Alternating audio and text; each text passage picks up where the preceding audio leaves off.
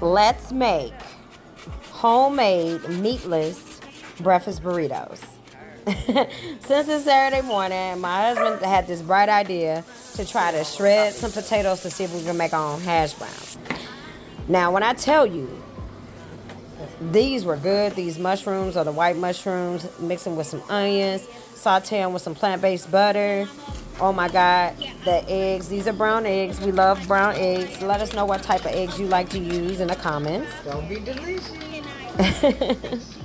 And the kids agreed. It was very much delicious.